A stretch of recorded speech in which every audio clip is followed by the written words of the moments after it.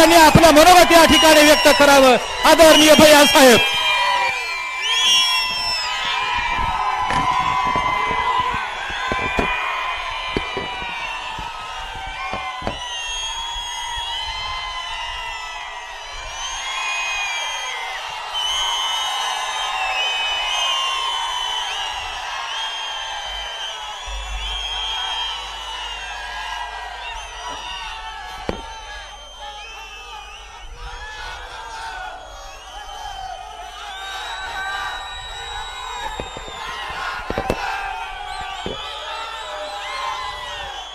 अच्छा,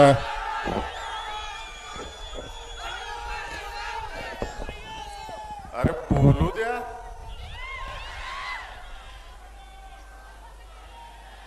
आदरणीय मोठे दादा,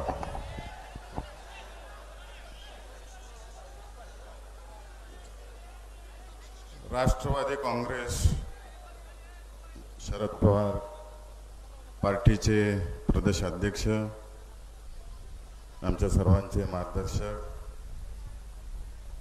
आदरणीय जयंत पाटील साहेब, आदरणीय बाळदादा, आदरणीय मदनदादा, व्यासपीठावर उपस्थित असलेले सर्व सन्माननीय अतिथी, सगळ्यांची नावं घेत बसलो तर वेळ जाईल. सगळ्यांची मी माफी मागतो. या ठिकाणी गेल्या चार वाजल्यापासून तुम्ही सगळेजण इथं शिवरत्न बंगल्यावरती मांडी घालून बसलाय. सगळ्यांचे पाय दुखतायत. त्यामुळे मी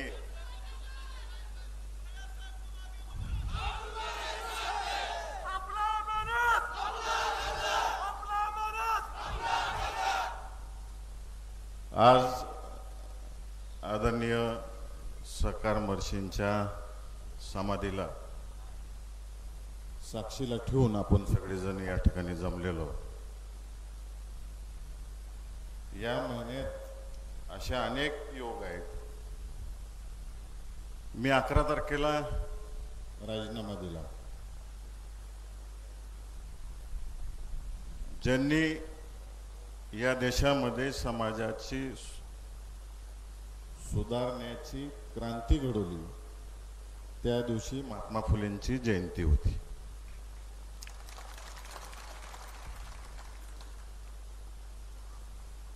आज निर्णय करतोय मी, मोहिते पाटील कुटुंब निर्णय करते. आपण सगळेजण, तुम्ही दादांवर प्रेम करणारे सर्व कार्यकर्ते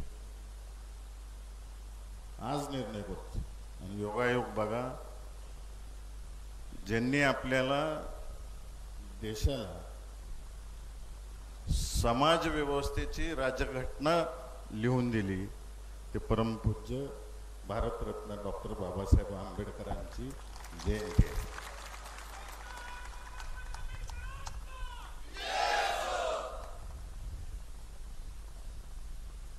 म्हणजे हे सगळे योगायोग होत चाललेले आहेत.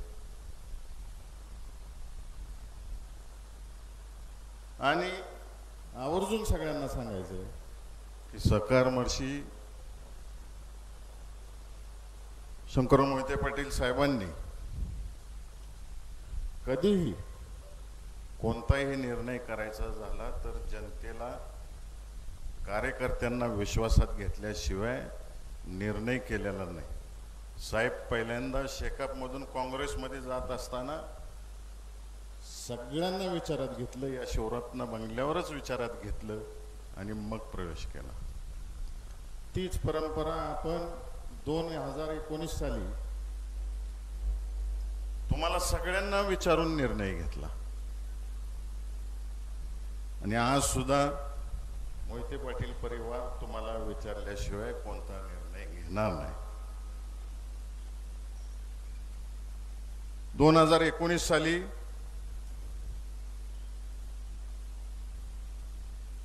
पक्षाने आदेश दिला की दुसऱ्या दिवशी मोठे दादांनी आपल्याला सगळ्यांना सांगितले आपल्याला काम करायचंय. तुम्ही काही प्रश्न विचारला नाही, आणि आपण एका उमेदवाराला निवडून दिलं. रणजितदादांनी बाळदादांनी इथं घोषणा केली याच शिवरत्न बंगल्याच्या हिरवळीवर याच ठिकाणी, आणि आपण 1,16,000 मतांनी निवडून दिलं.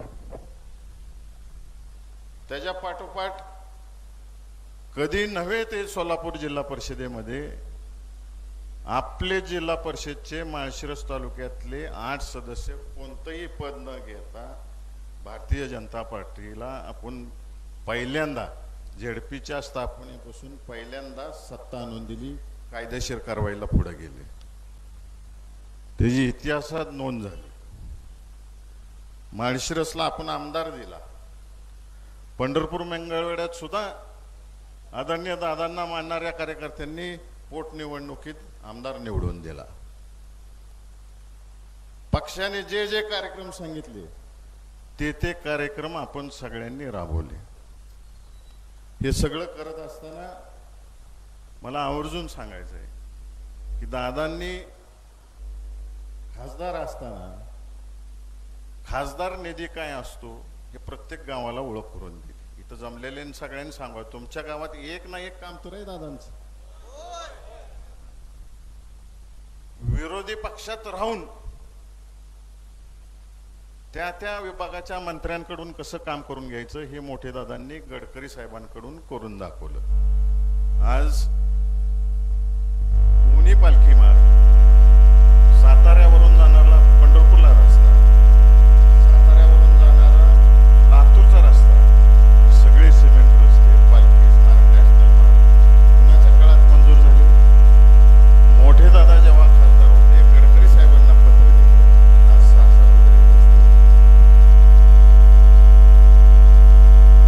त्याच्यानंतर दादासाहेबांनी सरकार मर्शींच्या जयंतीला, शतक महोत्सवी जयंतीला विजयसिंह मोहिते पाटील क्रीडा संकुलावरती आदरणीय रणजितदादांनी ब्रिटिश काळापासून प्रलंबित असलेली लोणंद पंढरपूर रेल्वेची मागणी. रणजितदादा ज्यावेळेस राज्यसभेचे खासदार होते, राज्यसभेच्या कामकाजात ममता बॅनर्जी त्या काळच्या रेल्वे मंत्री होत्या, त्यावेळेस मागणी केली होती. त्यानंतर मोठे दादांनी पाठपुरावा केला आणि रणजितदादांनी केला. साहेब योगायोगाने त्यावेळेस सरकार मर्शींच्या जयंतीला आचारसंहिता लागू झाली म्हणून सुरेश प्रभू साहेबांनी त्यावेळेस घोषणा केली नाही. परंतु त्या भाषणात सांगितलं त्यांनी की आम्ही ह्याचा नक्कीच विचार करू. आणि बजेट होतं नंतर, आणि बजेटमध्ये शेवटचं रेल्वे बजेट होतं, त्यानंतर एकंदरीत बजेट सुरू झालं केंद्रामध्ये. त्या बजेटमध्ये सुरेश प्रभू साहेबांनी 1,000 कोटीची तरतूद केली आणि 100 कोटीची टोकन अमाऊंट दिली. आज एक महाशय आपल्या मतदारसंघात सगळीकडे बोलत सुटलाय, मी वर्षाला 1,00,000 कोटी आणले, तासाला वर्षाला 1,00,000 कोटी आणले, तासाला 1,000 कोटी आणले असं बोलत सुटलाय. दिसले का रे बाबांना तुम्हाला हे कुठं आले, काय काम झाले? तिकडे दिसलंय कोणाला? अहो ह्याला काय काम करायचे हे सुद्धा माहित नाही. रणजितदादांनी मला सांगितलं, अरे भैया अपंग लोकांसाठी आणि वयस्कर माणसांसाठी एक स्कीम आहे, ती राबवली पाहिजे आपल्या मतदारसंघात. ती राबवली पण मी प्रत्येक तालुक्यात गेलो, प्रत्येक तालुक्यात जाऊन अपंगांना तपासण्या केल्या. तळेकर सर तुमच्याच कार्यालयात केलं. साहेब हे सगळं केलं, केंद्राचं चांगलं सामान आलं, माळशिरस तालुक्यात पहिलं वाटप झालं, चांगलं झालं. नंतर ह्या महाशयाने सीओला फोन लावला, बीडीओला फोन लावला, प्रत्येक तालुक्याच्या सामान अजून सुद्धा सगळीकडे पडून आहे. त्या अपंग लोकांना कसलंच साहित्य जाऊन दिलं नाही. त्या स्थानिक आमदारांनी, आता सगळेच विरोधी आमदार आहेत, त्या सगळ्या आमदारांनी सांगितलं की एक सुद्धा साहित्य वाटायचं नाही. साहित्य वाटायचं झालं तर आमच्या हस्ते वाटायचं. सगळ्यात शेवटी मी त्या सगळ्या अधिकाऱ्यांना फोन लावला, आमच्या हस्ते नाही झालं चालेल, कुणासाठी आले? त्या गोरगरिबासाठी आले. ते द्या. अजूनपर्यंत वाटत नाही गोडाऊनमध्ये पडून आहे सगळं साहेब. आणि 1,00,000 कोटी कुठे गेले मला हेच समजत नाही.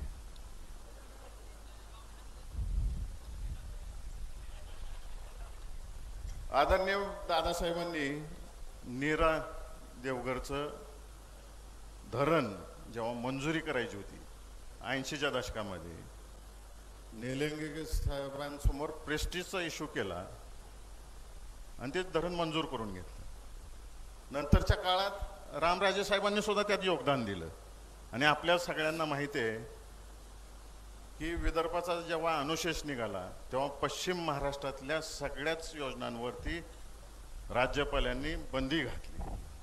आता तिकडचा अनुशेष दूर झाला. दूर झाल्यानंतर पश्चिम महाराष्ट्रातली कामं चालू झाली. लाख मतं ज्या माणसाला दिली आम्ही, त्याचं काम होतं की मोठे दादांना त्या बैठकीला घेऊन जायचं, रणजितदादांना त्या बैठकीला घेऊन जायचं, इथला आमदार घेऊन जायचा. तर गेले नाहीत बैठकीला घेऊन. तेव्हा अजितदादांची राष्ट्रवादी अजून पक्षात आली नव्हती, ह्यांच्या युतीमध्ये आली नव्हती, महायुतीमध्ये. विरोधी पक्षातले 2 आमदार घेऊन तिथे गेलेत आणि नीरा देवगरची बैठक केली. त्याच्या आधी नीरा देवगरचं काम महाविकास आघाडी सरकार असताना तुम्ही सगळं फायली तयार करून ठेवल्या होत्या. यांनी फक्त पुढे ढकलायचं काम केलं आणि सांगते आता मी पाणीदार खासदार आहे. पाणी कुठं दिसलं रे बाबा? कृष्णा भीमा स्थिरीकरण, दादांचा जिव्हाळ्याचा विषय. 6 जिल्हे आणि 31 तालुक्यासाठी योजना. त्याला सुद्धा विरोध. ज्यांनी चेष्टा केली त्या लोकांना घेऊन बैठकीला. आता काय कृष्णा भीमा स्थिरीकरणच्या ऐवजी कृष्णा भीमा फ्लड डायव्हर्शन असं नवीन नाव दिलेलं आहे. प्रत्येक गोष्टीत दिशाभूल करायची जनतेची. आणि केवळ मोठे दादांना आणि रणजितदादांना कुठल्याही गोष्टीचं क्रेडिट नाही मिळालं पाहिजे म्हणून हे सगळं टाळायचं. पक्षाचे पदाधिकारी नेमताना सुद्धा प्रत्येक गोष्टीत ह्या खासदाराचं नाक आहे की नाही? शिवानाला सांगतोय माणसातली माणसं द्या. ज्यांनी मतं टाकली नाहीत ते ह्याच्या गाडीत माणसं, ज्यांनी मतं टाकली नाहीत त्यांना पद.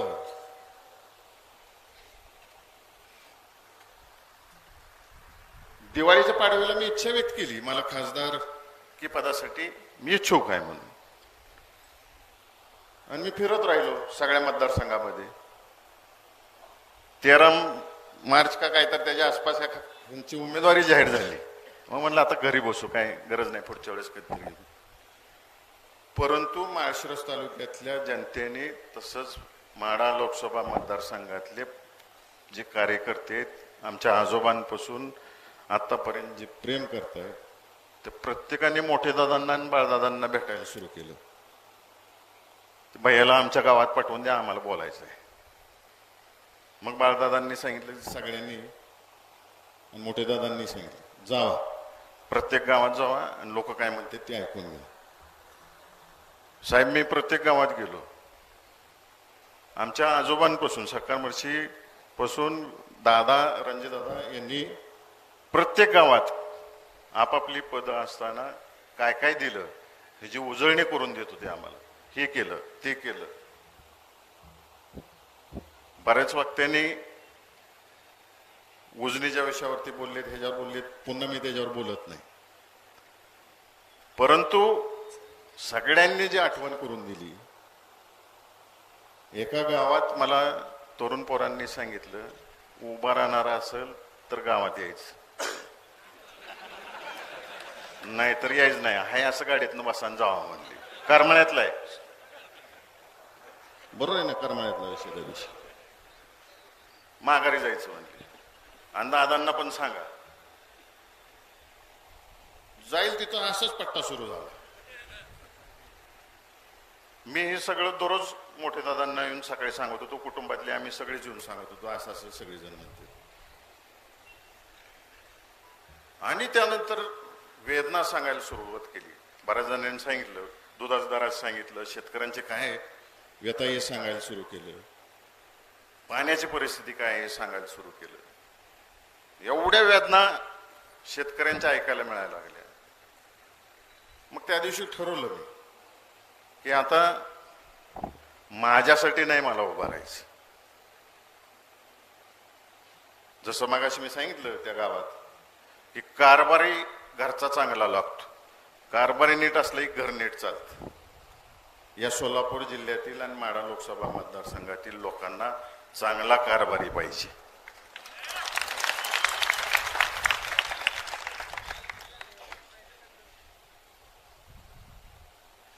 आणि चांगला कारभार करण्याच्या दृष्टिकोनातून साकार मर्शींनी पण शिकवण दिली आणि मोठे दादांनी पण दिलेली आम्हाला. जनतेची कामं कशी करायची आणि वेळ कसा द्यायचा. आता तुम्ही सगळ्यांनी सांगायचं आहे काय निर्णय घ्यायचा. मी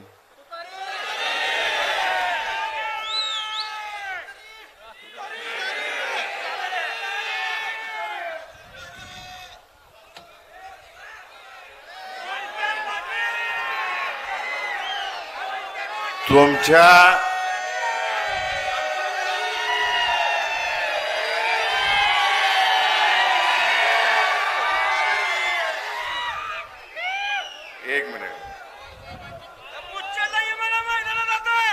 एक मिनिट काही जणांनी प्रश्न विचारला, मागच्या वेळेस पवार साहेबांना सोडून गेला.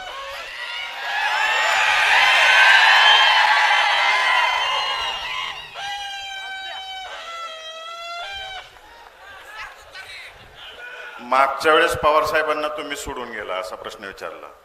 त्याचं उत्तर मी द्यायची गरज नाही. 60-65 वर्षामध्ये पवार साहेबांनी आणि दादांनी एकामेकाचे दोस्ती आणि ऋणानुबंध काय जपलेत हे तुम्हाला सगळ्यांना माहिती आहे. आणि मेहबूबबाईंनी का दुरावा झाला मी सांगण्यापेक्षा मेहबूबबाईंनी मागाशी सांगून टाकलेला आहे. त्यामुळं आता तो प्रश्न कुणी विचारायच्या भानगडीत अजिबात पडू नका. आणि दुपारी दोस्ताना सगळ्या राज्यांनी बघितलेला आहे, साहेबांचा आणि दादांचा आणि सुशीलकुमार शिंदे साहेबांचा. आता अधिक बोलत नाही कारण का आपल्याला साहेबांचं ऐकायचं आणि तुम्ही बराच वेळ बसलेला आहे. आपण 16 तारखेला पुन्हा एकदा भेटणार आहे.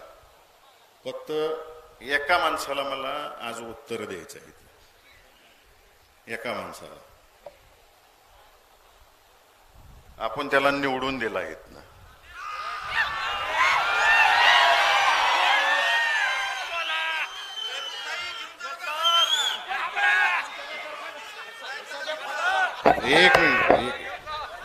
एक मिनिट त्यानं मांडव्यात एक प्रश्न विचारला. मांडव्यात म्हणला 70-75 वर्षात काय विकास झाला ते मी या 5 वर्षात केला. मी फक्त 2.5 वर्षात केला. मी फक्त एकच उत्तर देतो. दादांच्या सांगण्यावरून इथं जेवढी बसलीत ना त्या सगळ्यांनी एका रात्रीत तुला आमदार केला.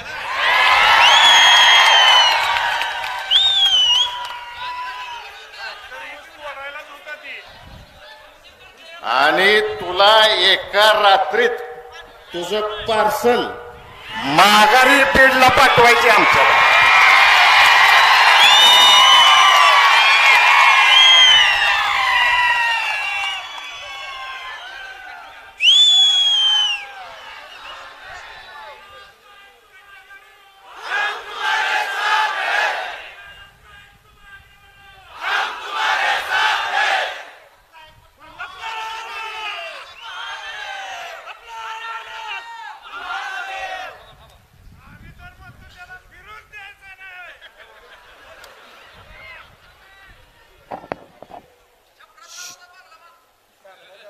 शेवटचं बोलतो मी.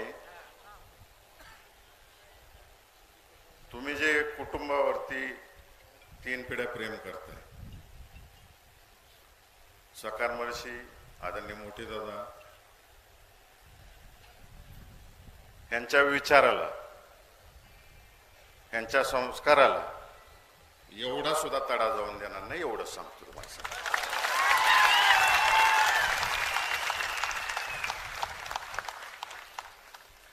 मग घ्यायची ना तू तरी.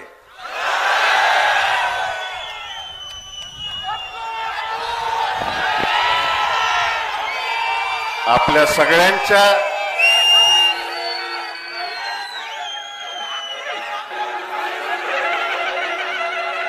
तुमच्या सगळ्यांच्या आदेशाने मी आजपासून तुतारी हातात घेतो.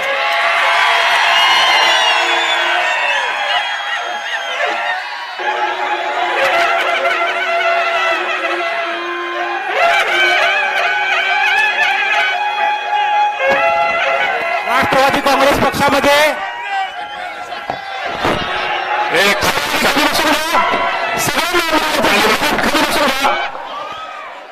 खाली बसा. समोर कॅमेरामन जरा 5 मिनिटं त्यांना ऐकू जाऊ दे. खाली बसा. एक मिनिट खाली बस रे तन्वीर. मला सगळ्यांना एकच विनंती करायची आहे. अजून जयंत पाटील साहेब आपल्याला मार्गदर्शन करणार आहेत, त्यामुळे जागेवर बसा सगळ्यांनी. राष्ट्रवादी काँग्रेस पक्षामध्ये धैर्यशील मोहिते पाटील यांचा जाहीर प्रवेश राष्ट्रवादी काँग्रेस पक्षाचे प्रदेशाध्यक्ष जयंत पाटील साहेब यांच्या हस्ते होत आहे. राष्ट्रवादी काँग्रेस पक्ष शरदचंद्रजी पवार साहेब या पक्षामध्ये धैर्यशील मोहिते पाटील साहेबांचं सहर्ष स्वागत, त्याचबरोबर त्यांचे सर्व सहकारी.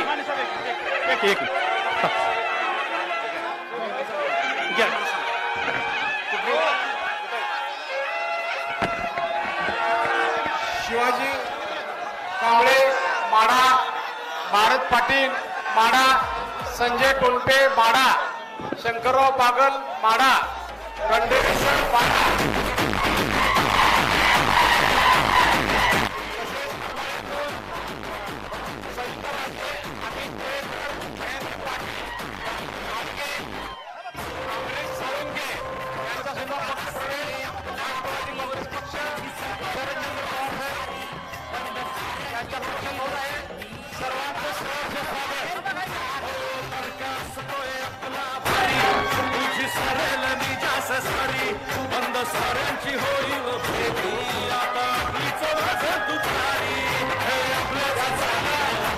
चंद्रपूर मधून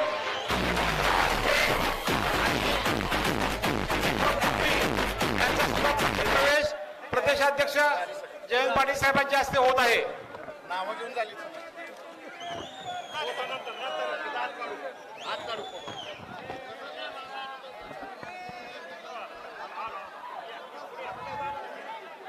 आता साहेब भाषण करणार ना जयंत पाटील. आता बसवा की मग सगळ्यांना सगळे चला बसा. सगळ्यांनी बसून घ्या. कॅमेरामन बसून घ्या.